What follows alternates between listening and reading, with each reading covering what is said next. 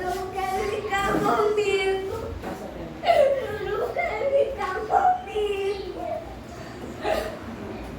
Irmãos, como eu disse a vocês, a tremenda confirmação do culto de quinta-feira aqui na igreja, eu vou pregar a mesma mensagem hoje, então vai ser praticamente nova para todo mundo.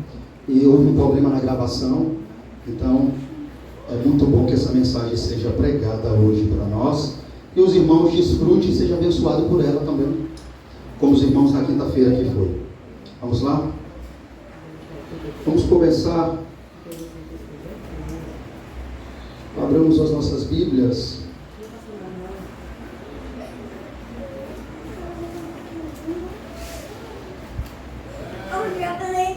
em Eclesiastes capítulo 5 mesmo. Ai, mamãe. Ai, meu Deixa aberto aí.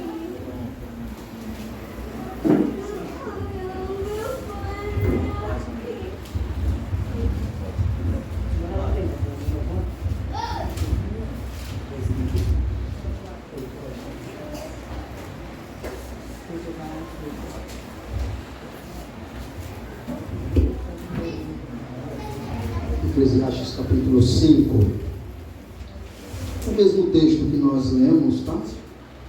Só como referência para o início da mensagem, sobre a reverência a Deus, que mostra para nós que o culto não é de qualquer jeito. O tema da mensagem, irmãos, é cultuando a Deus do meu jeito.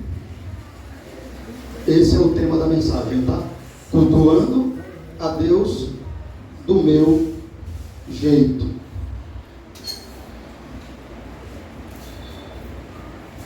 Eclesiastes capítulo 5, o que é que diz aí? Guarda o pé quando entrares na casa de Deus. Chegar para ouvir é melhor do que oferecer sacrifícios de tolos. Não sabem que fazem mal? Não te precipites com a tua boca e nem o teu coração se apresse a pronunciar palavra alguma diante de Deus, porque Deus está nos céus e tu na terra, e portanto sejam poucas as tuas. Senhor, graças te damos. Na sua presença a sua igreja está. Eu estou. Ilumina os nossos corações e mentes. Cativa a sua palavra. Que haja reverência no meio do seu povo a ouvir a sua palavra, corações atentos e apercebidos a ouvir a voz de Deus nesse lugar. Receba toda a glória para si. E por favor, faça-nos parecido com Jesus Cristo. Amém. Irmãos, dizem por aí que cada um pode adorar a Deus do seu jeito. Sim ou não? Tá sim ou não hoje em dia? Hã? Cada um pode adorar a Deus do seu jeito. É o mundo que vivemos. É o relativismo que tomou conta da sociedade. Tudo é relativo. Pecado? Não, pecado não é pecado mais, é doença. Mudaram o nome do pecado, suavizaram o pecado. Aquilo que para você pode ser pecado, para mim não é, alguns dizem. Não é? Não, isso é pecado, irmão. Não, é do ponto de vista que cada um vê. Eu não vejo isso como pecado, e para mim não é pecado, mas para você já é pecado. E nesse tom, nesse ritmo de cada um achar que pode adorar a Deus do seu jeito, o tema da mensagem é exatamente nesse ritmo, cultuando a Deus do meu jeito. Mas isso não está só nas igrejas hereges não, irmãos, que é o que nós mais vemos. Está em igrejas sérias também. Paulo teve problema com isso? Está em muitas igrejas sérias. Mas será que isso realmente é verdade, irmãos? Será que realmente eu posso adorar a Deus do meu jeito? É a fala de alguns. Deus nos entende. Deus respeita a vontade de cada um. Cada um serve como quer, porque Deus não obriga ninguém a fazer nada. Quem já ouviu isso, hein? Ah, como eu já ouvi isso, irmãos. E se ofende, viu, quando você vai falar do seu Deus, e você fala da forma que você serve a Deus, de uma forma íntegra, honesta. Quando você vai falar da forma que eles servem a Deus, eles apresentam logo a defesa, mostra as unhas, e diz mesmo exatamente isso. Não, eu não concordo com essa ideia. Cada um serve a Deus como quer. Até porque, meu irmão, Deus não obriga ninguém a fazer nada. A pergunta: será que isso realmente é verdade, irmãos? O profeta Jonas que eu diga, não é? Irmãos, será que realmente é assim? Eu posso fazer como eu quero, cultuar a Deus do meu jeito, porque Ele respeita o meu arbítrio? Arbítrio é o poder de escolha, tá, irmão? De decidir se eu quero ou não quero, e como eu vou fazer para Deus. Decidir como eu quero fazer algo para Ele. Será que isso é verdade? Acho que as pessoas que pensam assim, elas devem dar uma passada no livro de Jonas, de forma rápida, não precisa demorar. O livro contém apenas 4 capítulos. Dentro desse livro vai ficar evidente essa teoria, essa ideia, que Deus respeita o meu arbítrio, para que eu mesmo escolha de que forma eu quero fazer as coisas para Deus. Não é um conceito bíblico, não tem baseamento nas escrituras sagradas, não tem força na palavra inspirada de Deus, mas ficará evidente ao analisarmos, prescrutarmos, examinarmos o livro de Jonas. Vai ficar evidente que essa ideia, que Deus respeita o meu arbítrio e que eu posso fazer como eu quero, essa ideia vem da força da língua que não quer servir a Deus da maneira correta. E isso é da maneira de Deus. Essa ideia que eu posso servir a Deus como eu quero, e que Deus respeita o meu arbítrio, e que Deus não obriga ninguém a fazer nada. Se você escutou isso em determinado momento da sua vida, eu quero dizer a você que essa ideia vem da força de uma língua que não quer servir a Deus da maneira correta. E isso é da maneira de Deus. Digo isso, irmãos, porque quando nós chegamos no livro de Jonas, escute bem, preste atenção, nós se depararemos com um profeta que recebe uma ordem direta do próprio Deus. Isso mesmo. Quando nós chegamos no livro de Jonas, nós recebemos, ou melhor, nós se depararemos com um profeta que recebe uma ordem direta do próprio Deus. E a ordem de Deus é: Jonas, vai à grande cidade de Nínive e clama contra ela, porque a sua malícia subiu até a mim. Essa é a ordem do próprio Deus para Jonas. Jonas, vá a Nínive e pregue lá, porque a malícia dessa cidade subiu até a mim. Jonas, sendo judeu, escute isso, sabendo que Deus é misericordioso, e que o seu povo, o povo de Nínive, se arrependesse, Deus ia perdoar eles. Escute isso para você entender. Jonas, por saber que o povo de Nínive era gentil, por que o povo de Nínive era gentil? Porque só existia um povo diferente na face da terra: o povo judeu. Todos os outros povos eram gentios na face da terra. Só existiam, até hoje só existe um povo diferente: os judeus, os israelitas. Todos os outros povos da terra são gentios. E Jonas sabia disso. Jonas sabia que os ninivitas eram gentios, e não só gentio. Jonas sabia que eles eram mau, perverso, maquiavélico e inimigo do povo de Deus. O profeta Jonas tinha todas essas informações quando Deus mandou ele ir a essa cidade que ele considerava abominável. Tinha em mente também que esse povo de Nínive não merecia salvação. Jonas não só tinha em mente que o povo é maquiavélico, é mau, é inimigo do povo de Deus, como ele também tinha em mente que esse povo, os ninivitas, que Deus mandou ele pregar, não merecia salvação. E por mais que Deus quisesse salvar eles, Jonas achava que eles não mereciam a salvação. Um pouco estranho o comportamento do profeta, não é? Dá a entender que a salvação é dele, e ele dá a quem ele quer. Ele não tinha por que achar ruim nada, mas tudo bem, ele achou. Jonas achava que a salvação, irmãos, era só para quem?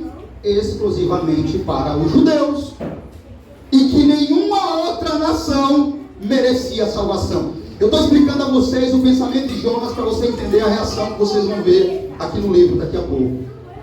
Era assim que ele pensava: só nós merecemos a salvação, porque só nós tememos a Jeová. Nenhuma outra nação pagã, incircuncisa, idólatra, maquiavélica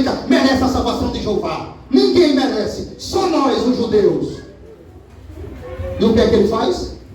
Pensando assim, ao invés de ir para Nínive, talvez, irmãos, Jonas pensava igualzinho essa geração de hoje. Ah, Deus vai respeitar a minha vontade, Deus vai respeitar o meu arbítrio, Deus não obriga ninguém a fazer nada, Deus pediu, mas eu não quero ir, não é? Acho que Jonas pensava assim, como alguns dizem aí fora. Deus respeita, rapaz, faça o que quiser, seja livre. Essa é a voz do diabo, não é, irmãos?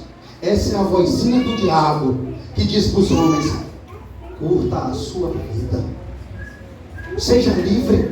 Que negócio é esse de ter lei para cumprir e deixar de desfrutar das maravilhas desse mundo? Seja feliz, rapaz. Essa é a voz do mundo que parece estar entrando na igreja também. Só que o diabo, ele vem com um temperozinho a mais. Ele diz assim: Deus não obriga ninguém a fazer nada, Deus é bom com todo mundo, Deus dá liberdade a todo mundo para fazer o que quer. O importante é que em um domingo você vá na igreja e cultue a Ele, e está tudo certo. Bom, talvez Jonas pensava assim como essa geração, não nesse tom que eu estou dizendo, mas a respeito de Deus respeitar o arbítrio dele e de não obrigar ninguém a fazer nada. E talvez ele decidiu: eu não quero ir não para onde Jeová está mandando. Talvez, possivelmente, Jonas pensou: sabe de uma? Eu vou para Tarsis, vou passar um tempinho lá até Deus mudar de ideia, né? Deus muda de ideia, e a história acabou assim. Deus respeitou o livre-arbítrio, a vontade de Jonas em fazer como ele queria, e não mudou de ideia. Será que foi assim que acabou, irmãos, a história? Foi isso que aconteceu? Claro que não. Absolutamente não. Sabe por quê, irmãos? Porque a vontade de Deus é soberana. A vontade de Deus é a que prevalece, é a que sempre prevalece. Não a minha, não a sua, nem a nossa, mas a de Deus. Ela prevalece. Escute, independente se a vontade dele naquele momento seja ao contrário da sua, ainda assim é a dele que vai prevalecer, porque ele é Deus. Ele é o Criador incriado. Nós somos a sua criação. Ninguém criou Deus. Ainda antes que houvesse dia, disse Deus: eu sou. Ninguém há quem possa escapar das minhas mãos. Operando eu, quem impedirá? Isaías 43:13. Veja, Deus disse: ainda antes que houvesse sol, dia, eu sou. Por isso que nós chamamos Deus do Criador incriado. Deus não foi criado por ninguém. Deus criou todas as coisas, e sendo Ele o Criador, a vontade dele sempre prevalece. Irmãos, o que é que nós vamos ler agora aqui? Para ficar claro que você não pode servir a Deus do seu jeito, como também não pode cultuar a Ele do seu jeito. Tem que ser do jeito de Deus. Vamos dar um pulinho lá em Jonas rapidinho. Eu já estou nele aqui.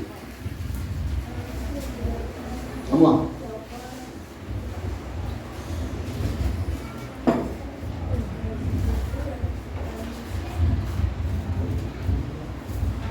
Jonas capítulo 1.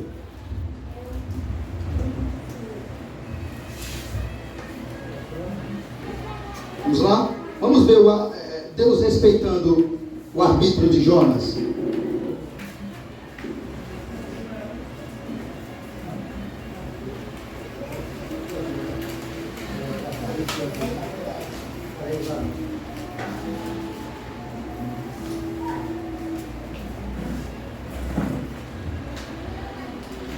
Vamos lá? Veio a palavra. Deixa só os irmãos encontrarem. Jonas capítulo 1.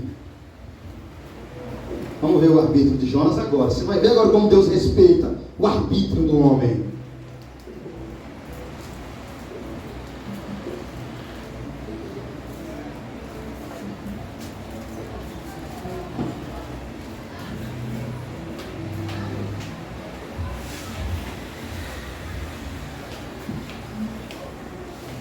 Jonas, capítulo 1, todos encontraram? Vamos ler. Veio a palavra do Senhor a Jonas, filho de Amitai, dizendo: dispõe-te, vai à grande cidade de Nínive e clama contra ela, porque a sua malícia subiu até mim. Jonas se dispôs, mas para o quê? Para o quê, irmãos? Fugir da presença do Senhor. Para onde? Tarsis. E tendo descido a Jope, achou um navio que ia para Tarsis. Pagou, pois, a sua passagem e embarcou nele, para ir com eles para Tarsis, para longe da presença do Senhor. Mas, tem mais aí, irmãos, no 4. O Senhor lançou sobre o mar um forte vento, e fez-se no mar uma grande tempestade, e o navio estava a ponto de se despedaçar. Então os marinheiros, cheios de medo, clamavam cada um ao seu Deus, e lançava ao mar a carga que estava no navio para o aliviarem do peso dela. Jonas, porém, havia descido ao porão e se deitado, e dormia profundamente. Chegou-se a ele o mestre do navio e lhe disse: que se passa contigo? Pergunta, agarrado no sono. Levanta-te, invoca o teu Deus. Observe, irmãos, o teu Deus está com D minúsculo aí. Você sabe por quê? Porque os marinheiros acreditavam que o Deus de Jonas era apenas mais um Deus igual ao deles. Por isso está D minúsculo aqui. Como eles eram idólatras e adoravam a deuses pagãos, eles achou que Jonas também era um adorador de Deus de imagens. Por isso o Deus aí, ele citou Deus de Jonas, mas o Deus está com D minúsculo. Olha lá. Continue. Levanta-te e invoca o teu Deus. Talvez assim esse Deus, de novo, se lembre de nós, para que não pereçamos. E diziam uns aos outros: vinde e lancemos sortes, para que saibamos por causa de quem nos sobreveio este mal. E lançaram sortes, e a sorte caiu sobre Jonas. Então lhes disseram: declara-nos agora, por causa de quem nos sobreveio este mal? Que ocupação é a tua? De onde vem? Qual a tua terra? E de que povo és tu? Ele lhes respondeu: sou hebreu, e temo ao Senhor, o Deus do céu, que fez o mar e a terra. E então os homens ficaram possuídos de grande temor, e lhes disseram: o que é isto que fizeste? Pois sabia os homens que ele fugia da presença do Senhor, porque não havia declarado. Disseram-lhe: que te faremos para que o mar nos acalme? Porque o mar se ia tornando cada vez mais tempestuoso. Dê uma paradinha aí, irmãos. Quem está fazendo isso tudo aqui? É o próprio Deus? Parece que Deus não está respeitando o arbítrio de Jonas, não é? Deus podia dizer assim, se realmente é verdade o que alguns dizem por aí, o texto tinha que estar assim: e decidiu Jonas ir para Tarsis, e o Senhor olhou e disse: tá bom, Jonas, você não quer não, eu vou chamar outro profeta, pode ir, você tem o seu livre-arbítrio, eu respeito a sua decisão, meu profeta, então vai lá, eu vou chamar outro. É assim que está escrito aqui? Deus levantou o mar com grande fúria. Deus não deixou o barco quieto, até que descobrisse por que aquele mar estava assim. Em quem caiu a sorte mesmo? Em Jonas. Caiu nele a sorte. E você prestou atenção que a Bíblia diz que o mar cada vez ficava pior. Sabe o que Deus está dizendo aqui, irmãos? Ou você joga esse profeta no mar, ou morre todo mundo. É o que Deus está dizendo. Eu quero esse homem aí no mar. Que homem? Esse homem que está fugindo da minha presença. Esse homem que achou que podia fugir de mim, que podia fazer o que bem entender. Eu quero esse homem no mar. Enquanto esse homem não for jogado no mar, esse barco não vai ficar quieto. Sabe por quê, irmãos? Porque a presença ou a vontade de Deus sempre é a que prevalece. Vamos ver a continuidade, vamos lá. Respondeu-lhes: tomai-me e lançai-me ao mar, e o mar se aquietará. Porque eu sei que por minha causa vos sobreveio esta grande tempestade. Entretanto, os homens remavam, esforçando-se por alcançar a terra, mas não podia, porquanto o mar se ia tornando cada vez mais tempestuoso contra eles. Irmão, você prestou atenção em um fator aí? O que é que Jonas falou para o pessoal? Hein? Me jogue no mar e o mar se acalma. Eles jogaram Jonas? Não. Viu o que eles tentaram fazer? Eles ficaram com medo de matar o homem. Então o que é que eles fizeram? Não, nós não podemos jogar esse homem no mar. Se nós jogar esse homem no mar, do jeito que o mar está, esse homem vai morrer. Vamos remar mais. O que é que a Bíblia diz? Que Deus, cada vez mais, deixava o mar tempestuoso. É Deus dizendo assim: ou você joga ele no mar, ou vocês vão morrer. Joga eles no mar, que é melhor para vocês. Não tem de remar não, que vocês vão remar contra a maré. Vocês não vão chegar não. É o Deus de Israel. Isso aqui não é algo natural não. Eu estou causando isso tudo. Obedeça a eles. Joga ele no mar. Vamos lá. Então clamaram ao Senhor e disseram: ah, Senhor, rogamos-te que não pereçamos por causa da vida deste homem, e não façasse cair sobre nós este sangue. Está vendo que ele estava preocupado com isso? Quanto a nós, inocente, porque tu, Senhor, fizeste como te aprouve. Você prestou atenção que ele já aprendeu um pouquinho do Deus de Jonas já? Prestou atenção que a palavra está maiúsculo, Senhor? Você observou que isso aqui cooperou para os marinheiros conhecerem o Deus verdadeiro? Eles falaram: ah, Senhor. Eles já entenderam que aquela fúria do mar era Deus que estava causando aquilo tudo. E eles continuam: e levantaram a Jonas e o lançaram ao mar. O que aconteceu, irmãos, quando Jonas caiu na água? E cessou o mar a sua? Deus só queria Jonas na água mesmo. Cessou o mar a sua fúria?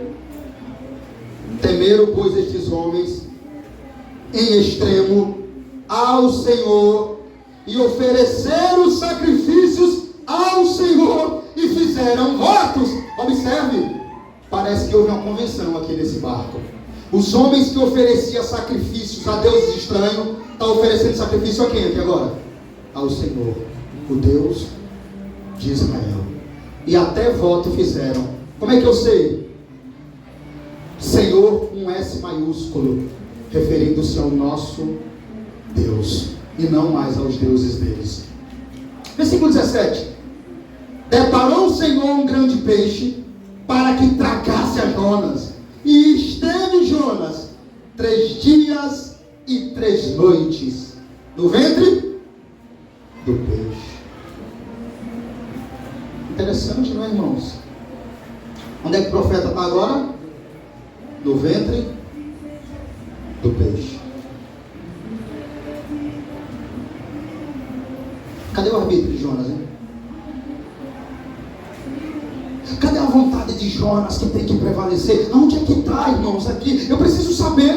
Cadê o Deus que é pregado, que respeita a minha vontade, a minha decisão e o meu arbítrio?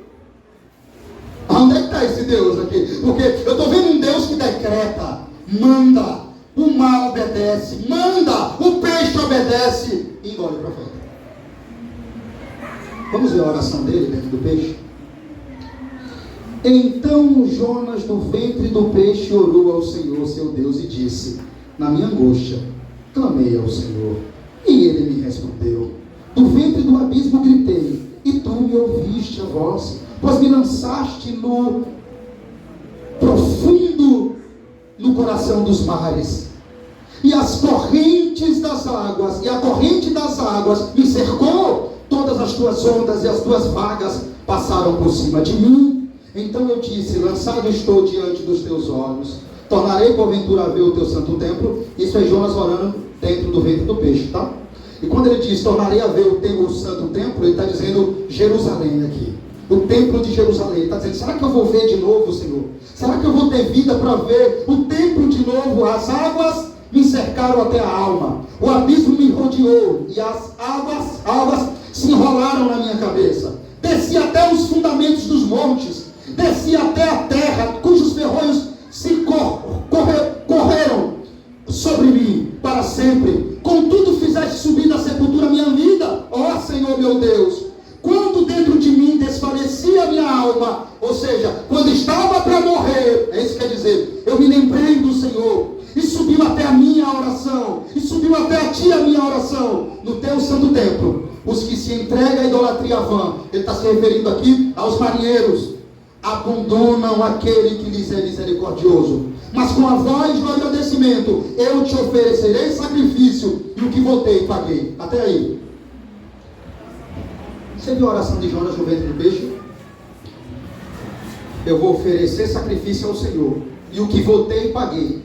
Você viu Jonas fazer algum voto aqui no ventre do peixe? Ele fez algum voto aqui a Deus? Não. E o que ele está dizendo aqui? O que eu votei, eu vou pagar. O que eu votei, eu pagarei, Senhor. O que Jonas está fazendo aqui, irmãos, é dizendo ao Senhor o seguinte: Deus, aquele voto que eu fiz quando assumi o ministério de profeta, todo profeta, quando assumiu o ministério de profeta, ele fazia um voto com o Senhor. Que voto era esse? De ir onde o Senhor mandar e de falar aquilo que o Senhor disser que ele tinha que falar. Todo profeta, quando tomava o ministério e assumia esse ministério, ele fazia um voto: onde o Senhor me enviar, eu irei. O que o Senhor mandar, eu pregarei. Então Jonas está dizendo o seguinte aqui: Senhor, eu pagarei o voto que fiz. Em outras palavras, eu vou pregar em Nínive.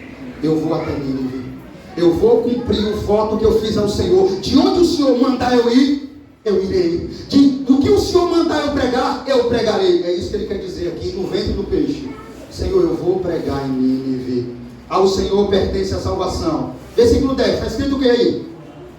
Falou, pois, o Senhor ao peixe, e este vomitou Jonas na terra.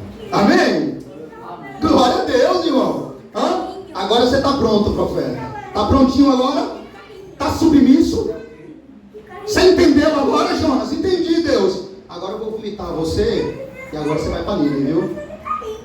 De um jeito ou de outro você vai, Jonas. Porque é a minha vontade que prevalece. Esse ventre aqui só foi um tratar de Deus com ele. Deus estava tratando o profeta no ventre. Deus trata cada um que quer, trata no deserto. Ele é Deus. Mas, peraí, pastor, como é que Jonas não morreu? É um mistério isso aqui. Alguns até dizem que Deus ressuscitou Jonas, porque foi 3 dias dentro de um peixe grande. Talvez foi a baleia, que é o maior, mas eu não posso dizer que a Bíblia chama de peixe. Devemos saber que foi um peixe muito grande para um homem estar lá dentro dele. O fato é, irmãos, a vontade dele prevalece. Deus tratou o profeta lá, ele decidiu tratar ele lá, naquele lugarzinho. Jonas não morreu, ressuscitou não, tá, irmãos? Deus preservou Jonas vivo lá, porque para Deus nada é impossível. Deus quis que Jonas ficasse vivo 3 dias lá e fosse tratado, de modo que no ventre do peixe, Deus queria ouvir de Jonas o seguinte: Deus, eu vou pregar em Nínive, e o voto que votei, eu pagarei. Quando ele falou isso, Deus disse: peixe, cuspe meu profeta que ele está pronto para cumprir a minha ordem. Qual foi a ordem do Senhor depois que ele foi cuspido? Versículo 3. Olha se mudou a mensagem ou se Deus mudou de ideia. Veio a palavra do Senhor a segunda vez a Jonas, teimoso, dizendo: dispõe-te, vai na grande cidade Nínive e proclama contra ela a mensagem que eu te digo. Levantou-se, pois, Jonas e foi a Nínive. Foi ou não? Querendo ou não, ele foi, não foi, irmão? A vontade de quem prevaleceu? E o arbítrio de Jonas ficou na onde, hein? Deus o respeitou, não foi, irmãos? Que pena. Deixa eu lhe dizer um fato aqui, bem interessante. Se lembra que eu introduzi para vocês aqui sobre Jonas no começo? Que ele não queria pregar lá, porque ele sabia que o povo ia crer. Vocês se lembram que eu disse? Que eles sabiam que o povo ia se arrepender? Pois é, foi exatamente o que aconteceu, tá? Toda a cidade de Nínive se converteu ao Senhor. Esse é o maior avivamento do Antigo Testamento, irmãos, tá? É a primeira conversão de gentios aqui. Toda a cidade de Nínive, inclusive o rei, os animais, todo mundo jejuou para não morrer pela espada do Senhor. O que Jonas temia aconteceu. Os ninivitas se converteram ao Senhor e o nome de Deus foi glorificado. Mas Jonas não gostou não, tá? Jonas saiu de lá indignado, dizendo as tais palavras: ah, Senhor Jeová, Eu sabia que o Senhor é misericordioso. É por isso que eu não queria vir aqui pregar. Eu sabia que se eles se arrependessem, o Senhor os perdoaria. Indignado. É estranho, né, irmãos? Um profeta achando que Deus só pode salvar eles. Essa reação de Jonas é uma das mais estranhas de um profeta do Antigo Testamento. Jonas está indignado, ele devia se alegrar. Os ninivitas se converteram ao Senhor, mas ele está indignado, porque só ele tinha que ser salvo. Você vê como o mesmo profeta de Deus precisava ser tratado no seu coração. Está vendo?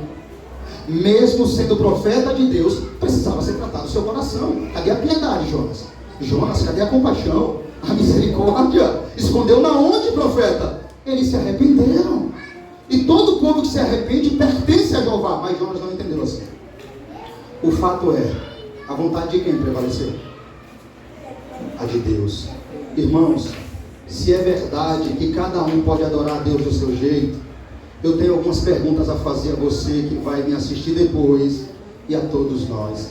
Se é verdade que cada um pode adorar a Deus do seu jeito, então por que Nadab e Abiú foi morto pelo próprio Deus, fulminados, quando entrou no tabernáculo para oferecer fogo estranho a Deus? Vou repetir, irmãos, para você que vai assistir depois e para nós que estamos aqui. Se é verdade que cada um pode adorar a Deus do seu jeito, eu tenho uma pergunta a fazer.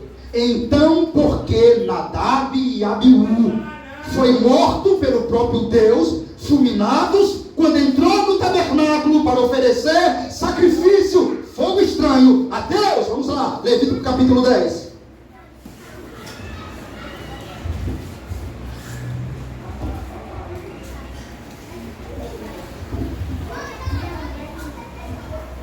Levítico capítulo 10.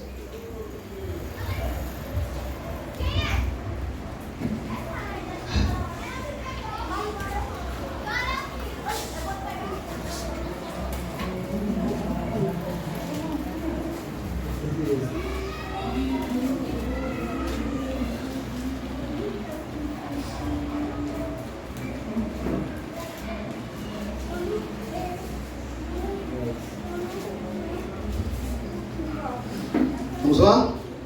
Vamos ler, irmãos?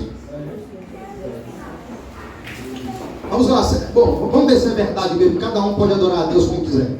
Nadab e Abiú, os filhos do primeiro sumo sacerdote de Israel, Arão, irmão de Moisés. Nadab e Abiú, filhos de Arão, tomaram cada um seu incensário e puseram neles fogo. E sobre este incenso e trouxeram fogo estranho perante a face do Senhor. O que lhes não ordenará, grave essa palavra, o que lhes não ordenará, não foi ordenado que fosse assim. Então saiu fogo diante do Senhor e os consumiu, e morreram perante o Senhor. E falou Moisés a Arão: isto é o que o Senhor disse: mostrarei a minha santidade naqueles que se chegarem a mim, e serei glorificado diante de todo o povo. Porém Arão se calou. É forte isso aí, irmãos? E aí? Deus matou ou não? Matou? Mas não é verdade que cada um pode fazer como quiser. Esse texto não era para estar assim, não. Era para estar de outra forma. E entrou Nadab e Abiú no tabernáculo, e Deus chamou Moisés e disse: Moisés, tire Nadab e Abiú de lá rápido, para que eu não mate eles. Mas eu vou dar uma segunda chance a eles, que eles fizeram de um jeito errado agora, mas depois eles podem fazer do jeito certo. Não, irmãos. Eles pegou uma fogueirinha. Os filhos de Israel faziam muita fogueira. Eles pegaram brasa de fora do altar. Só era permitido a brasa do próprio altar para o altar. Eles pegaram brasa de fora. Flávio Joséfo disse que eles estavam embriagados. Muita loucura fazer o que eles fizeram. Pegaram brasa de fora de algum fogo e colocaram lá no altar. Esse foi um fogo estranho. À mesma hora Deus, como fogo consumidor, matou eles.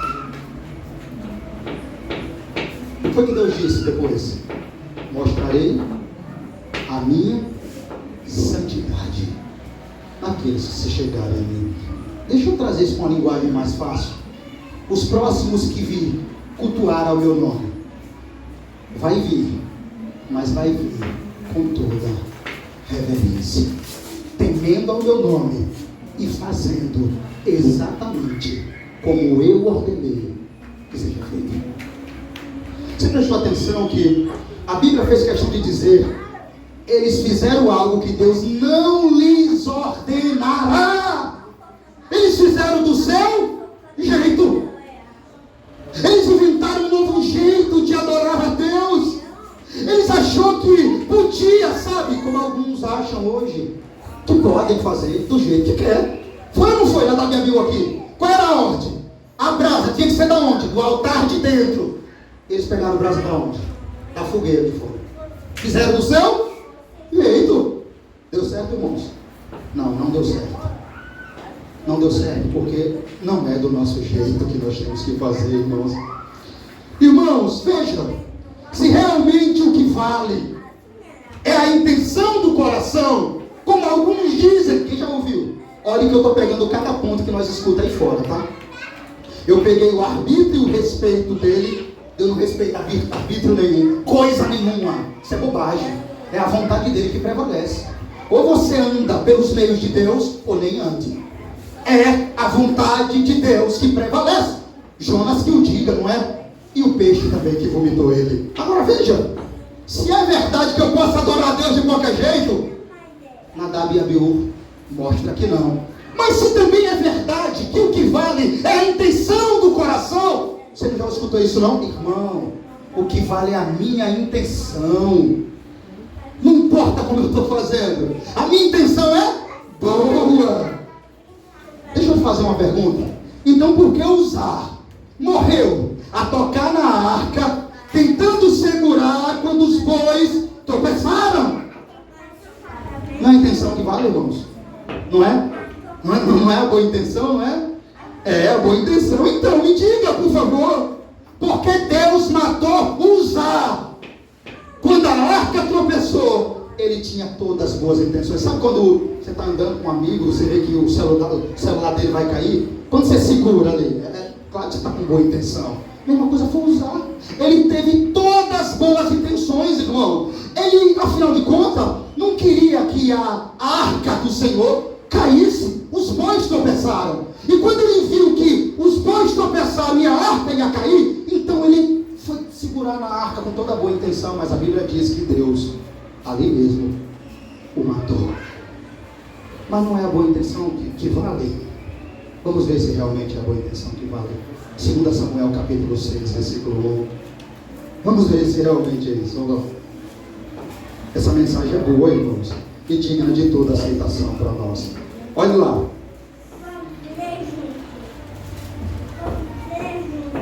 Escute isso. Escute isso. 2 Samuel capítulo 6. 2 Samuel capítulo 6. Quando vocês acharem aí, dê uma paradinha, não leia agora não. 6.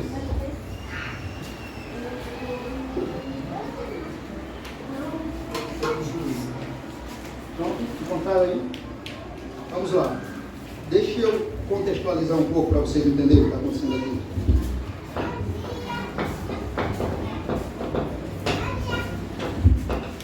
Veja, o pano de fundo aqui dessa passagem é que a arca está voltando, sabe da onde? Do terreno filisteu.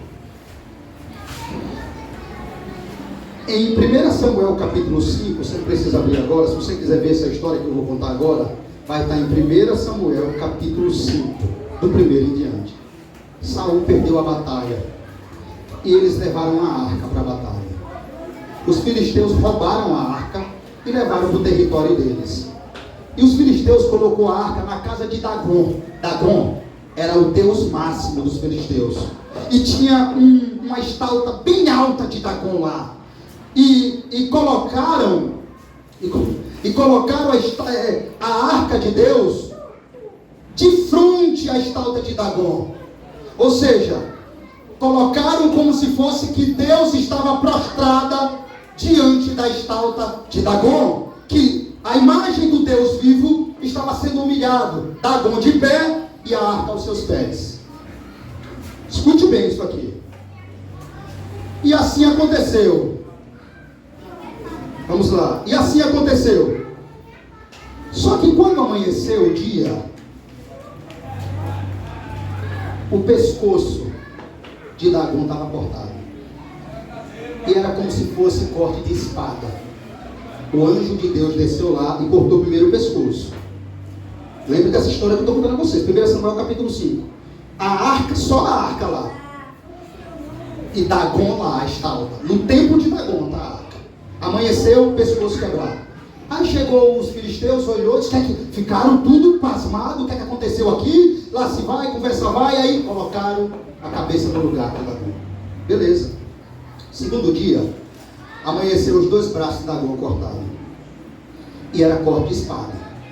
De novo os filisteus, vai para lá, vai para cá, junta os braços de Dagon. No terceiro dia Deus cortou cabeça, braço e perna. E Dagon estava prostrado diante da arca de Deus.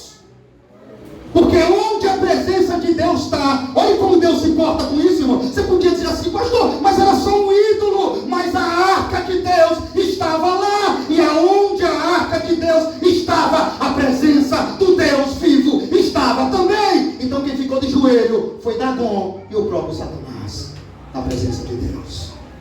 De modo que isso não durou muito. Deus encheu de enfermidade o arraial dos filisteus. Todo mundo ficou doente de morte. Até que eles perceberam que a causa da doença era a arca do Senhor. Então, algum sábio entre eles percebeu, é a arca. Ou nós tiramos essa arca daqui ou nós morremos. O que é que Deus faz, né? Aí eles fizeram o seguinte, pegou a arca, colocou em bois novos e mandou a arca em bois sozinho. E os bois levou até o território israelita. Escute bem, quem fez isso foi pagões. Eles colocou a arca em bois. E a arca foi-se embora. Em uma carroça nova. E os bois levaram. E a arca voltou para o território dela, israelita. Só que aí tem um problema grande. O povo de Deus quis imitar o mesmo jeito de carregar a arca. Eu tinha que contar isso a vocês para você entender um contexto. Por que os bois tropeçaram? Israel fez igual aos filisteus. E custou caro. Leia aqui agora, vamos lá. 2 Samuel capítulo 6. Tornou Davi a juntar todos os escolhidos de Israel em número de 12. Ou não, quer dizer, vai embora. Todo o povo que tinha consigo partiu para Baala de Judá, para levarem de lá para cima a arca de Deus, sobre a qual se invoca o nome do Senhor dos Exércitos, que se assenta acima dos querubins. Puseram a arca de Deus num carro novo. Puseram a arca na onde, irmãos? Preste bem atenção nessa escrita aí. Puseram a arca de Deus num quê? Num carro novo. Igualzinho os filisteus fizeram. E levaram da casa de Abinadab, que estava no noiteiro de Uza e Aio, filhos de Abinadab, guiavam o carro novo. E levaram-no com a arca de Deus à casa de Abinadab, que estava no noiteiro. Aio ia diante da arca. Davi e toda a casa de Israel. Estava como a casa de Israel? Alegrava-se perante o Senhor, com toda sorte de instrumento, de pau, de faia, com harpas, com saltérios, com tamborinhos, com pandeiros e com símbolos. Está havendo festa ou não está, irmãos? Está havendo festa? Na terra está havendo festa. No céu não. No céu não está havendo festa não. Porque a arca está sendo levada de uma forma que não deveria ser levada. Mais uma vez Israel fazendo do seu jeito. E aqui, irmãos, os teólogos, nós chamamos do pragmatismo de Davi. Aqui está o pragmatismo de Davi. Davi é o culpado disso tudo aqui. E o que o pragmatismo prega e ensina? O pragmatismo prega aquilo que dá certo. Ele ensina você a ir pelo caminho que dá certo, não pelo caminho que é certo. Deu certo, meu irmão, esse negócio aí, por mais que seja sujo e errado, por mais que seja tudo debaixo do plano, o negócio aí deu certo, deu. Então eu vou fazer porque deu certo. A pergunta deles não é certo, irmão, isso aí? Não. Deu certo, deu. Então eu vou fazer. É isso que o pragmatismo faz. E foi exatamente isso. Lembrem comigo agora. Deu certo ou não carregar a carroça ou a arca nos bois novos? Deu certo. Com os filisteus. Observe isso.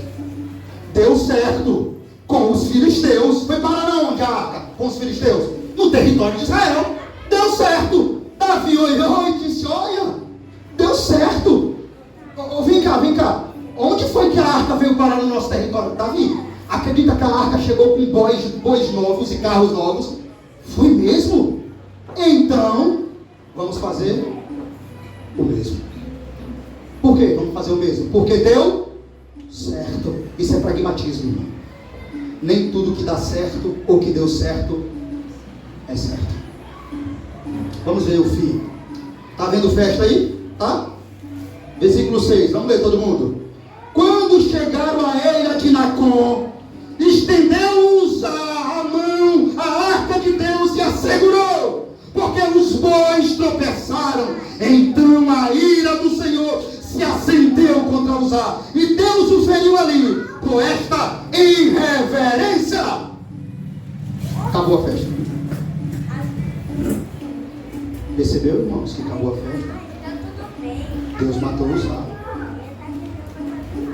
Por que Deus matou Uzá, irmãos? Uzá tinha boas intenções, pastor. Não era? Então, deixa eu entender isso aqui direito. E essa festa toda aqui do grande rei Davi?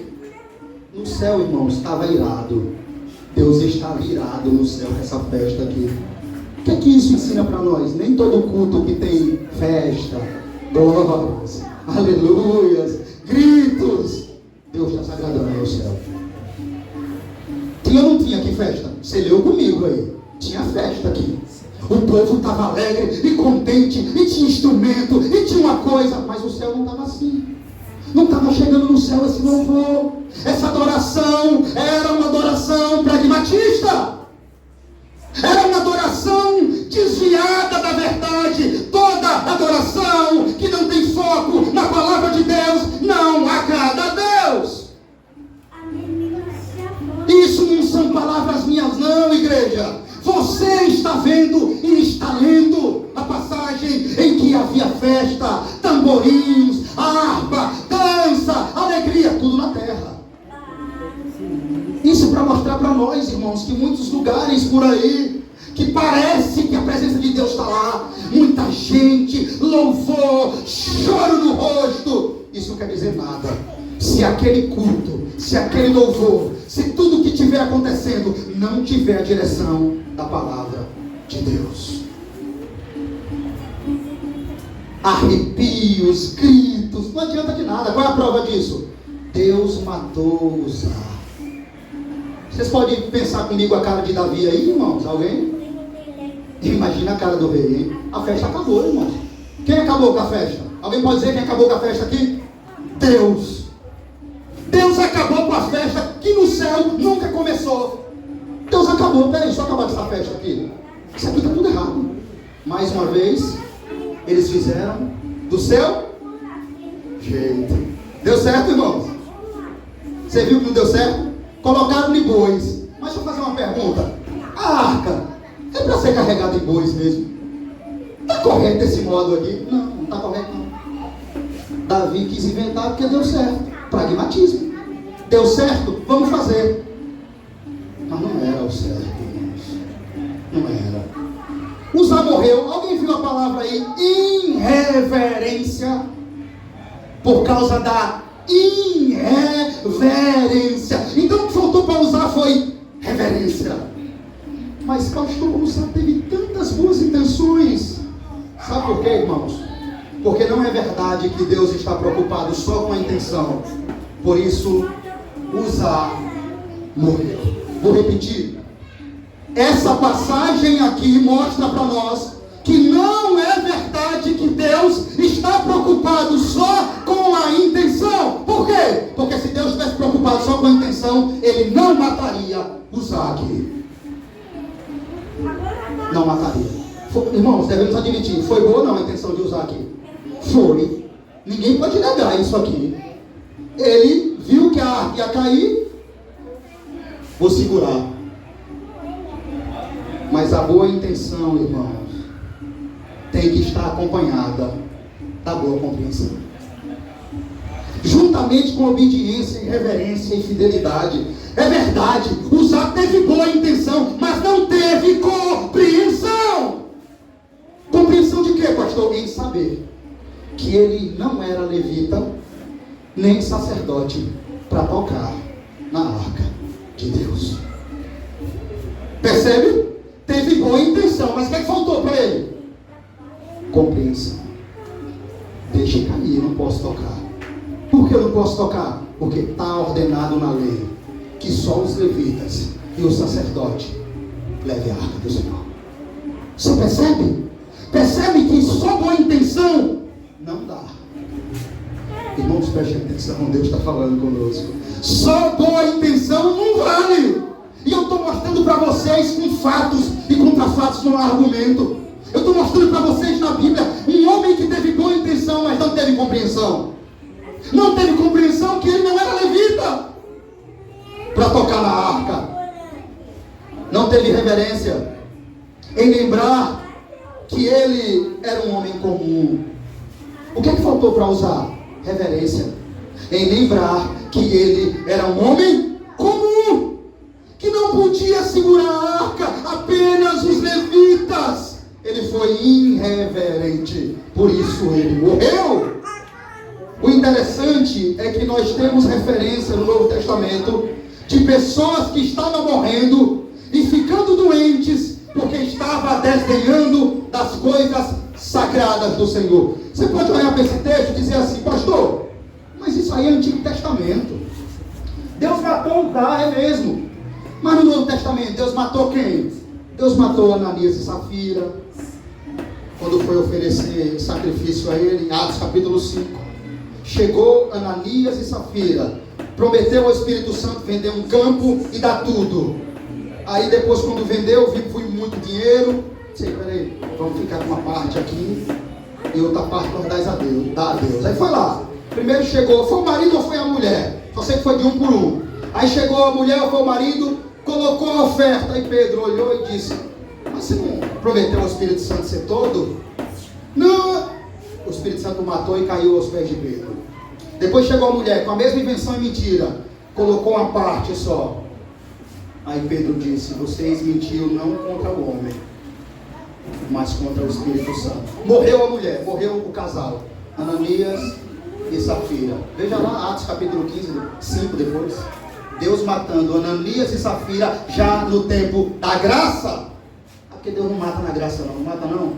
Ananias e Safira é um exemplo vivo disso. Agora deixa eu dizer outra coisa. Não tem na Santa Ceia, não vou abrir não por causa do tempo. Em 1 Coríntios capítulo 11, versículo 17. Os homens estavam chegando para a Santa Ceia, se embriagando e comendo demais, deixando o outro sem pão. Aí Paulo disse: vocês não têm casa não para comer? Porque vocês não têm vergonha, quer encher a barriga? Enche em casa.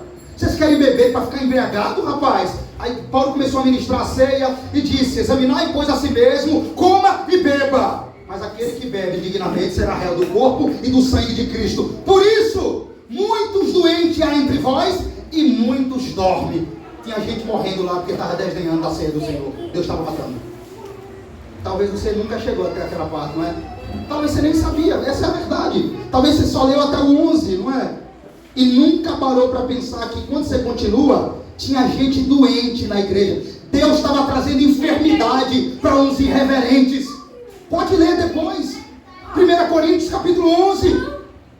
Deus estava trazendo enfermidade para aqueles que estavam desdenhando das coisas sagradas do Senhor. E matando também. Aí a Bíblia diz: por isso tem muitos que estão doentes e muitos que dormem. Dormem lá é uma palavra para se referir à morte. Só que ele tira o peso para não falar morreu. Aí os escritores faziam muito isso. Suavizava a palavra e dizia: os que dormem, se referindo àqueles que morreram. Tinha gente morrendo e gente doente. Por quê, pastor? Desdenhando das coisas sagradas do Senhor. Deus estava matando pessoas lá. Está vendo, irmãos? Observe o que é a ceia. A ceia é o sacramento, irmãos. Sagrado, santo. O pão que representa o corpo, o sangue que representa o vinho que representa o sangue. As pessoas estavam zombando, aí Deus estava matando e trazendo enfermidade para alguns lá na igreja de Coríntios.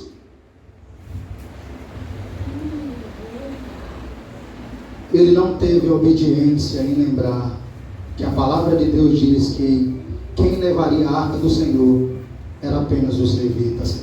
Asaf não teve boa compreensão. Assim como ele, o próprio Davi, irmãos, e custou caro. Davi buscou o que deu certo e não o que era certo. Davi fez do jeito que ele acharia que dava certo e não do jeito que Deus disse que era certo. Vamos ver o jeito agora de Deus que devia ser carregada a arca. 1 Crônicas, capítulo de número 15, 2. Veja aí, só um versículo 2 já vai falar para nós. Não precisa ir muito para longe, não. Vamos lá.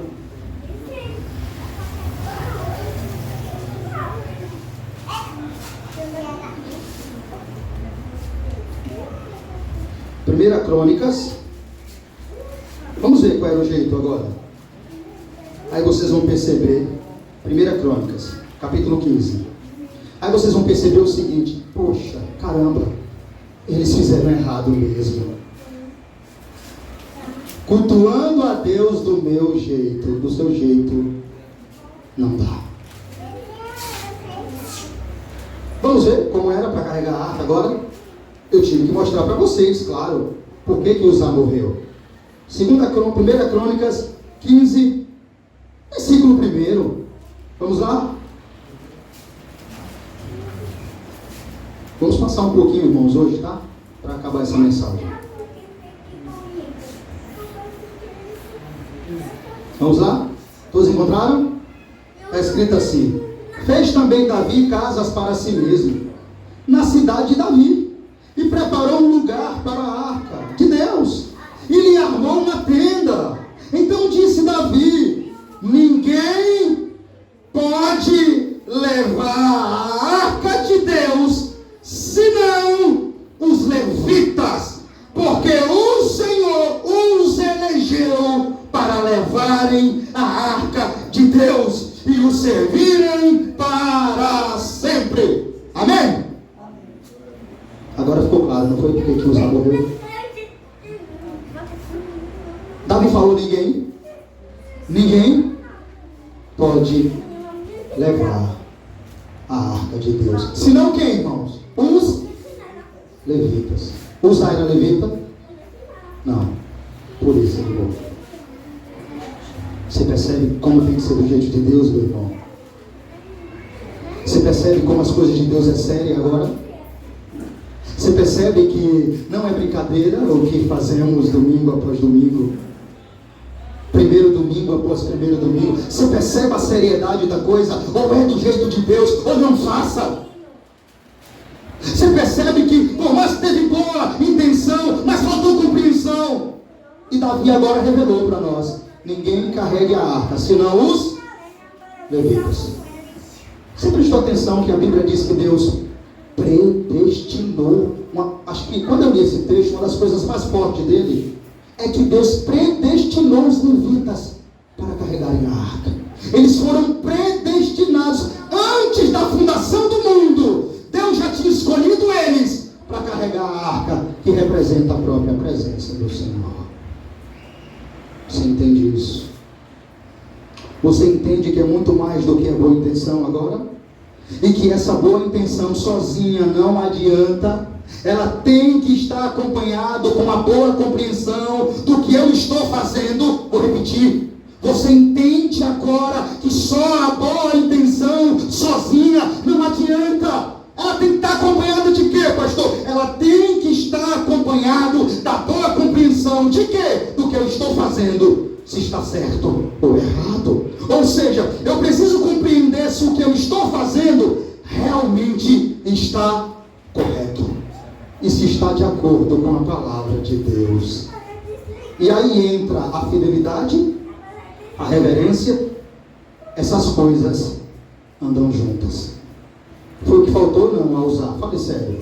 Não foi isso que faltou não a ele? Compreensão de perceber se o que ia fazer estava de acordo com a palavra de Deus. Se Uzá por um minuto na arca, tivesse raciocinado e pensado se o que ele ia fazer estava de acordo com a palavra, ele não fazia.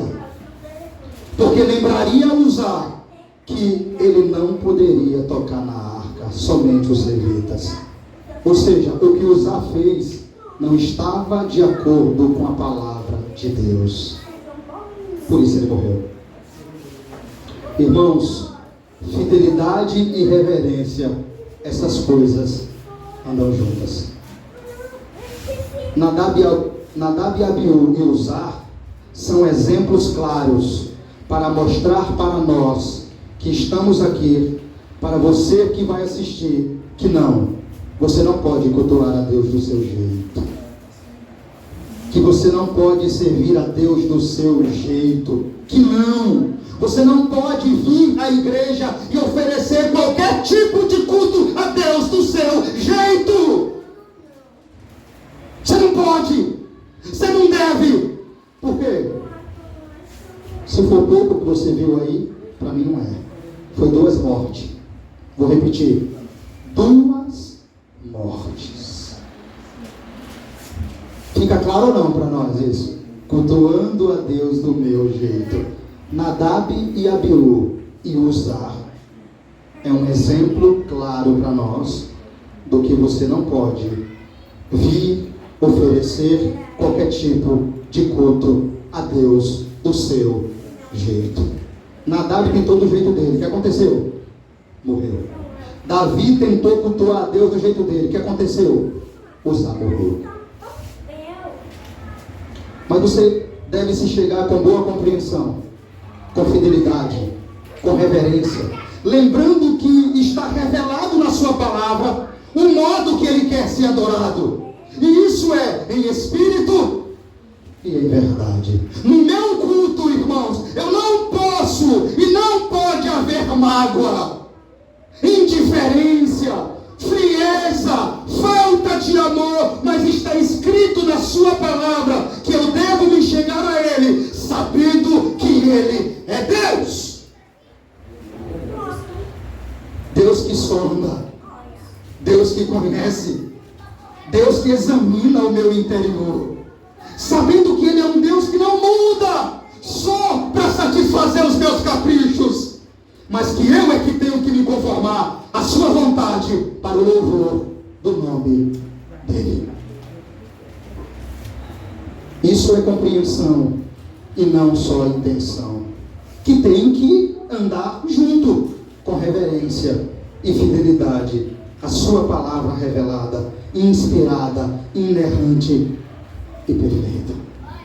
Porque ao mesmo tempo que eu tenho que lembrar que foi ordenado que eu entregue o meu corpo como sacrifício a Deus no culto, uma vez, irmãos, que Cristo já sacrificou a própria vida por mim, por nós, para nos salvar, Paulo diz que agora devemos mostrar tamanha gratidão e fé e amor por esse Cristo que entregou a vida por nós. E agora, escute isso, é nós que devemos se entregar por sacrifício a Ele de louvor e adoração. Agora perceba, quando a ordem é dada, entregue o seu corpo como sacrifício. Preste atenção, Romanos capítulo 12, aqui o texto que eu estou citando. Quando a ordem é dada, entregue o seu corpo como sacrifício, a mesma palavra diz como o sacrifício deve ser apresentado. Você prestou atenção nisso? Entregai o vosso corpo como sacrifício. Pare aqui agora. Isso aqui é o culto. Mas observe uma coisa. Deus se preocupa como você vai dar a Ele. O mesmo texto que manda nós entregarmos o nosso corpo como sacrifício a Deus, o mesmo texto que diz de que modo esse sacrifício deve ser apresentado, de modo vivo, santo e agradável a Deus. Perceba que o culto de Deus é do jeito de Deus. Veja, se você pausar Romanos 12, na sua parte A do versículo, vai estar escrito: entregai-vos vosso corpo agora, o mesmo texto diz como o sacrifício deve ser apresentado. De modo vivo, santo e agradável a Deus. Percebe, irmãos? Que sempre tem uma ordem para nós, dizendo como nós iremos fazer. Agora, veja, você, em nenhum momento a Bíblia diz que é para agradar a você, porque você não cultua você mesmo. Você se apresenta na congregação para cultuar a Deus. Então a Bíblia diz que deve ser do jeito de Deus, agradável, santo a Ele. Percebe isso? Por que a Bíblia não está escrita assim? Entregue o seu corpo em sacrifício vivo, santo e agradável a você mesmo. Não, isso perderia o sentido do culto. É agradável a Deus. Agora observe uma coisa. Tudo que Nadab e Abiú não fez, eles fizeram um culto que agradou a quem? A si mesmo. Davi fez um culto que agradou a quem? A si mesmo. Mas qual é a ideia original do culto?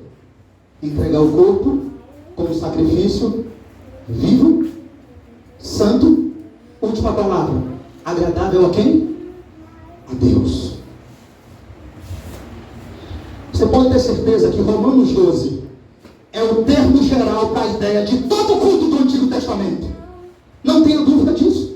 Todo o culto do Antigo Testamento devia ser de modo santo, vivo e agradável a Deus. Todo culto que perdia essa liturgia, esse rumo, essa direção, sairia e pecaria contra Deus. Pode ver, irmãos. Perceba. Está vendo? Você percebe que cultuar a Deus do meu jeito é uma heresia. Vou repetir. Você percebe que mediante o que está sendo pregado, cultuar a Deus do meu jeito é uma heresia, é pecado, é desvio da palavra de Deus. É desvio, pode ver. Cultuar a Deus do meu jeito, eu posso até cultuar, mas eu estou fazendo o quê? Desviando daquilo que está escrito. Porque o que está escrito na palavra? Que tem que ser do jeito de quem? De Deus. Por isso eu chamei a atenção de vocês para a palavrinha que estava em Levítico 10. Quando Nadab e Abiú entrou para oferecer sacrifício que Deus não lhe ordenará. Isso aqui é a chave para você entender. Deus não ordenou que o culto fosse daquele jeito, mas mesmo assim Ele o fez e custou a sua vida. E qual é o culto que agrada a Deus? Aquele que está ordenado na sua palavra. Está vendo? Perceba, cultuar a Deus do seu jeito é pecado. Não tem isso na Bíblia, em canto nenhum. Ao contrário, tem os versículos que acabamos de ler. Ou é do jeito de Deus, ou não faça, porque do seu não pode ser. Vou repetir, irmão. Ou é do jeito de Deus, ou não faça, porque do seu não pode ser. Guarde isso, por favor. Grave isso. É melhor você não fazer do que você querer fazer do seu jeito. Do seu jeito é muito perigoso, irmão. Não pode ser. Irmãos, se o que vale é fazer a obra, olhe que eu estou pegando todos os aspectos, tá? Se o que vale é fazer a obra de Deus da maneira que quiser, como alguns vivem e fazem, pastor, eu estou fazendo a obra de Deus, eu venho na igreja, eu participo dos cultos, é mesmo, irmão? Mas está fazendo isso de que jeito? Do seu jeito? Ou do jeito de Deus? A pergunta é, você está fazendo do jeito que Deus mandou que fosse feito?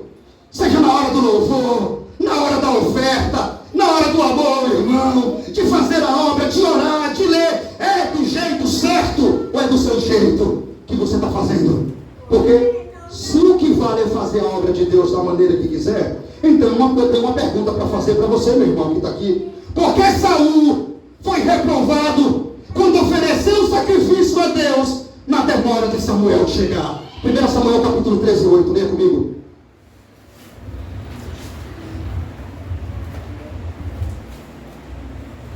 Vou repetir. Se o que vale é fazer a obra da maneira que quiser, é para você que está aqui, tá? Que é cristão.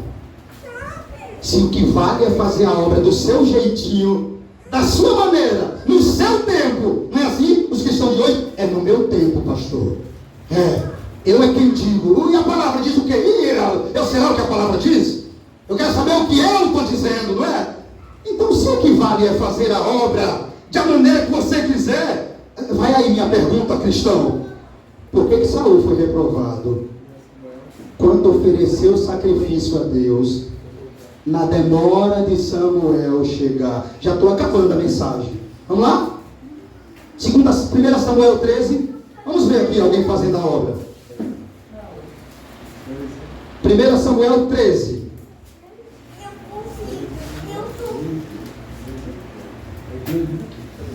1 Samuel capítulo 13.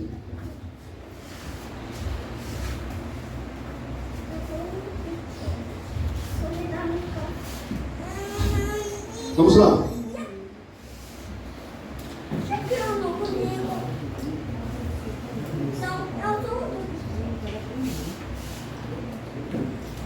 Primeira Samuel capítulo 13. Vamos ver se o que vale é fazer a obra mesmo de qualquer jeito. Não tem uma palavra, uma pergunta que eu não tenha feito a vocês, que eu não tenha mostrado um capítulo chave na Bíblia. Esperou Saul 7 dias, segundo o prazo determinado por Samuel. Não vindo, porém, Samuel a Gilgal, o povo se foi espalhando dali. Então disse Samuel: trazei-me aqui o holocausto e ofertas pacíficas. E ofereceu o holocausto. Mal acabará ele de oferecer o holocausto, eis que chega Samuel. Saul lhe saiu ao encontro para saudar. Samuel perguntou: que fizeste? Respondeu Saul: vendo que o povo se ia espalhando daqui, e que tu não vinhas nos dias atrasados, e que os filisteus já se tinham juntado em Micmas, eu disse comigo: agora descerão os filisteus contra mim a Gilgal, e ainda não obtive benevolência do Senhor, e forçado pelas circunstâncias, Samuel, ofereci holocaustos. Você pode ler o 13 para mim? Então disse Samuel a Saul: procedeste loucamente, em outras traduções, neciamente, em não aguardar o mandamento que o Senhor teu Deus te ordenou. Mais uma vez, alguém aqui fez do seu jeito. Qual é a palavra de Samuel para ele?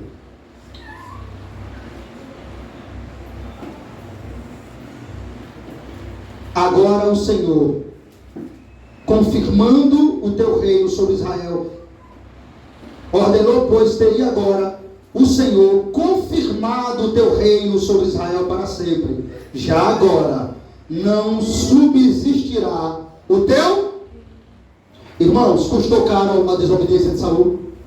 Custou não? Samuel disse assim: Saul, irmãos, escute o que eu vou dizer agora. Era tudo o que Saul não queria ouvir. O reino de Saul acabou aqui, irmãos. Você tem uma noção. Você viu o que Samuel disse? Você viu as palavras pesadas de Samuel? Hoje Deus ia confirmar o teu reino, Saul. Mas hoje mesmo ele caiu por terra. Por que mesmo? Porque Saul deu uma de sacerdote, em querer oferecer sacrifício a Deus, algo que Deus não ordenou que ele fizesse. Por isso é interessante vocês lerem e prestar atenção, sabe de quê? Quando Samuel diz assim: você não obedeceu o mandamento que o Senhor ordenará. Mais uma vez o homem fez o quê? Se desviou da palavra de Deus. Mais uma vez O homem cultuou a Deus do seu jeito.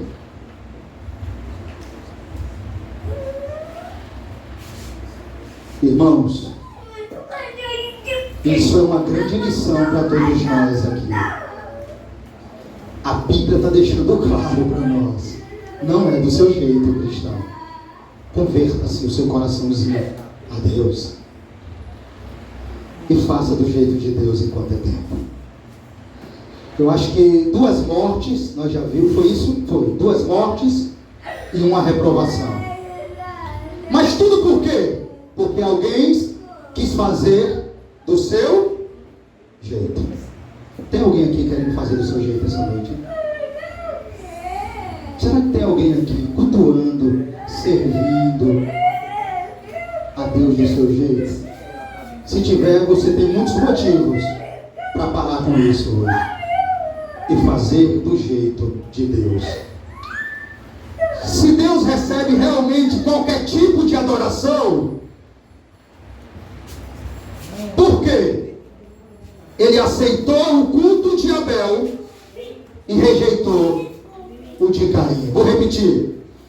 Tivemos N provas aqui, irmãos, que o culto a Deus tem que ser do jeito de Deus. Lá vai Saul. Você viu a desculpinha dele? Ah, Samuel, você demorou a chegar. Eu estava com medo dos filisteus, então dei uma de sacerdote mesmo. Ele fez serviço do sacerdote. Ele quis fazer o serviço de Samuel. Saul, você é rei, não é sacerdote não. Não, mas se demorou, eu ofereci o sacrifício, é mesmo, Saul? Pois é, escute o que eu vou dizer. Hoje mesmo, olha, Deus confirmaria o seu reinado. Nossa, irmãos, imagine esse homem ouvindo isso. Mas hoje mesmo, o seu reinado veio de água abaixo. Exatamente por causa do que você fez, de não esperar e não cumprir o mandamento.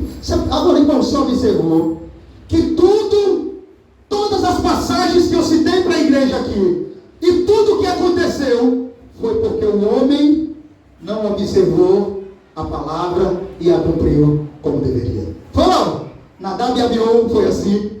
Davi foi assim, estava escrito em Davi. Quem levaria a arca? Os levitas. Botou em bois. Nadab e Abiú, qual é o fogo que tem que colocar? O do altar, pegou de fora. Saul, quem é que oferece sacrifício? Samuel, quem ofereceu foi ele. Tudo que não está escrito na palavra de Deus. Está vendo, irmãos, que isso já era bíblico? O homem, isso é exemplo para a igreja, irmão. Homens conhecidos nas escrituras praticou esse tipo de ato. Tentou cultuar a Deus do seu jeito. Então a pergunta que eu quero fazer para você, que talvez está assim é: você viu alguma passagem aqui se deu certo? Deu certo? Não, né? Teve 2 mortes e uma rejeição. Tirando as mortes de 1 Coríntios e a morte de Ananias e Safira. Na verdade foi 4 mortes, né? 4 mortes. Ananias e Safira, Nadab e Abiú. 5 e Uza. 5 mortes e uma rejeição. Porque o homem quis fazer do seu jeito. Ah, irmãos, como isso nos coloca no foco bíblico da palavra de Deus. Isso é para nos trazer temor. Foi essa mensagem que estava sendo pregada hoje, irmãos. Esse foi o rumo da mensagem. E como Deus quer que você que está aqui ouça o que está sendo pregado. Como Deus quer que você tema ao que aconteceu na história bíblica. Porque esses relatos servem de quê para nós? De exemplo. Exemplo. Se Deus recebe qualquer tipo de culto e adoração, posso fazer uma pergunta à igreja? Por que ele aceitou o culto de Abel e rejeitou o de Caim? Não é qualquer tipo de adoração? Mesmo eu vindo com mágoa, mesmo eu vindo chateado com meu esposo, mesmo brigando com ele, sabe? E não pedindo perdão, aí eu chego no culto lá, glória, glória, aleluia. Deixa a hipocrisia, irmão, pelo amor de Deus. Deus não vai receber o seu culto. Pare. Você acha que está na presença de quem para fazer isso? Reconcilie com seu esposo, resolva primeiro com seu irmão e chegue na casa do Senhor, sabendo que Jeová é Deus. Não é isso que a Bíblia fala ou é ideia minha? Ou foi o Senhor que criou isso agora, pastor? Quando vieres trazer a oferta ao altar e lembrares que tem alguma coisa contra o teu irmão, deixa a oferta lá. Volta. Reconcilia-te primeiro com teu irmão. Depois vem e oferece a oferta ao altar. Vamos falar a verdade, né? Estamos pecando, né? Discutindo, quebrando o pau em casa. Ou seja, com o irmão, com quem for, não importa. Por isso que o domingo é para preparar o coração para o Senhor. Nós estamos achando que o culto é o quê, irmão? Essa pregação é para colocar você no eixo do centro da vontade de Deus. Para mostrar a você que a casa de Deus não é a casa da mãe Joana. Não é o time de futebol que joga o gordinho no ataque.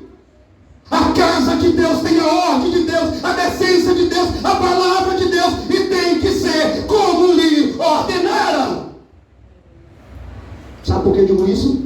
Porque muitos homens morreram porque tentou desviar do foco dela.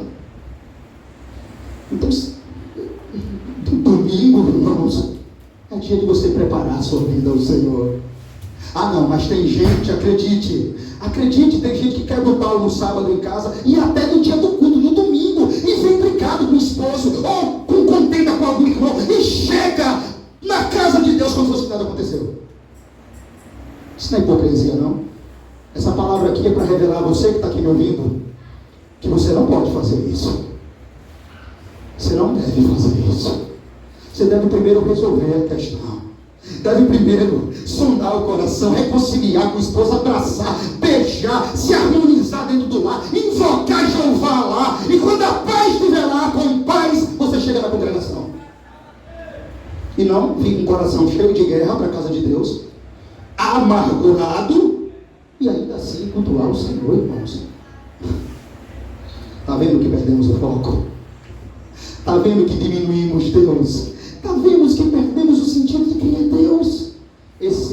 Essa pregação é para mostrar para você quem é Deus. Deus que matou Uza, Deus que matou Nadab e Abiú, Deus que matou Ananias e Safira, Deus que rejeitou Saul porque quis oferecer culto do seu jeito. Entenda, por favor, não é do nosso jeito. Então qual é o jeito, pastor? Romanos capítulo 12, versículo 1: entregai-vos os vossos corpos como sacrifício vivo, santo e agradável a Deus. Como é que eu posso entregar o meu corpo como sacrifício vivo, santo e agradável a Deus se eu tiver brigado com a minha esposa e não tiver feito a paz com ela? Explica aí alguém. Explique como é que eu posso chegar na casa de Deus e entregar um culto santo se eu tiver em contenda com alguém. Você entende, meu irmão? Então veja, se Deus recebe qualquer tipo de culto, e o que é qualquer tipo de culto, pastor? Eu brigar, quebrar o pau, estar com raiva de alguém, não amar um irmão meu da congregação, ser indiferente com o irmão dentro da congregação, e ainda assim, domingo a domingo, não tratar o assunto, e estou louvando a Deus. Maravilha! Você está louvando a você mesmo, irmão. Você está se enganando. Pare, pense, Jeová não é menino, Deus é santo. Endireite a sua vereda enquanto é tempo. Conserte a sua vida no altar de Deus. Você não pode servir a Jeová de qualquer jeito, certo? Se tem coisa para fazer, faça logo, porque o seu culto não acaba aqui, ele continua na sua casa, ele continua na sua vida. Entenda, por favor, se Deus realmente recebe qualquer tipo de adoração, me responda então, você que está aqui. Se Deus lhe recebe, mesmo com indiferença, mesmo com contenda, seja lá com quem for, seja no casamento, seja em qualquer lugar, é mesmo? Deus lhe recebe? Por que Deus rejeitou o culto de Caim e recebeu o de Abel? Meus amados irmãos, não se enganem. Tem atitudes que parecem corretas, mas Deus estabeleceu princípios que não podem ser mudados. Eu quero acabar essa pregação em Hebreus capítulo 12 com vocês.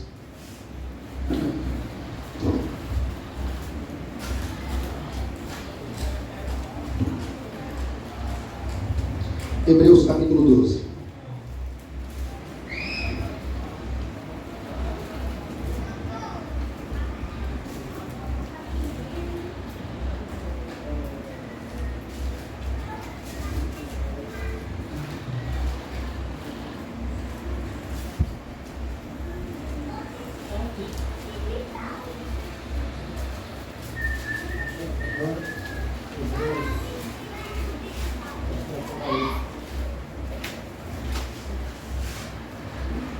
Hebreus capítulo 12, 28.